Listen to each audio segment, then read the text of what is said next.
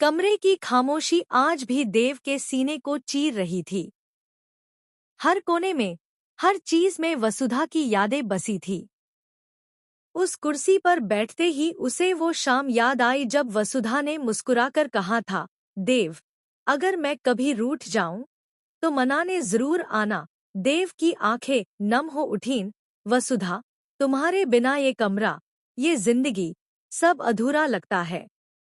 मैं हर सुबह उठता हूँ ये सोचकर कि शायद आज तुम लौट आओगी, लेकिन दिन ढल जाता है और बस तुम्हारी याद रह जाती है। देव ने आंखें बंद की। उसके जहन में वसुधा की वो झलक तैर उठी जब वो पहली बार मिली थी। हल्की हवा में उड़ते बाल, आंखों में मासूमियत और होठों पर हल्की सी मुस्कान। उस एक पल में देव का दिल उसके नाम हो गया था। पर किस्मत ने जैसे दोनों के बीच एक दीवार खड़ी कर दी थी। अहंकार, गलतफहमियां और अधूरे सपनों की दीवार। देव धीरे से बुदबुदाया, कहता है दिल की वापस ना जाऊं, पर मजबूरियां भी तो कम नहीं है। वसुधा, तुम्हें भूलना चाहता हूं पर हर सांस में बस तुम हो। हर धड़कन तुम्हारा नाम पुकारती है। ये कुर्सी, ये टेबल, हर कागज तुम्हारी खुशबू से महकता है। वो उठकर खिड़की तक गया। बाहर बारिश हो रही थी, बिल्कुल वैसे ही जैसे उस रात हुई थी जब वसुधा चली गई थी। देव के अंदर सब कुछ उस तूफान की तरह बिखरा हुआ था। तुमने कहा था कभी अकेले नहीं छोड़ोगी, फिर ये तन्हाई कैसी है वसुधा?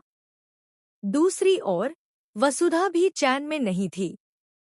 उसने देव की तस्वीर को अपने तकिए के पास रखा हुआ था। दिल में दर्द था, पर होंठों पर सख्ती। देव, अब लौट के मत आना। जब दिल तोड़ रहे थे तब एक बार नहीं सोचा। अब जब मैंने खुद को संभालना सीख लिया है, तो तुम्हारे लौटने का कोई मतलब नहीं।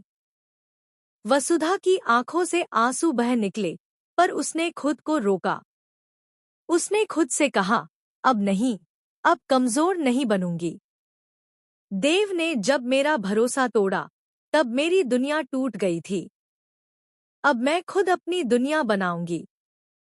उसी वक्त दरवाजे पर दस्तक हुई। वसुधा ने सोचा शायद डिलीवरी वाला होगा, लेकिन जैसे ही उसने दरवाजा खोला, सामने देव खड़ा था।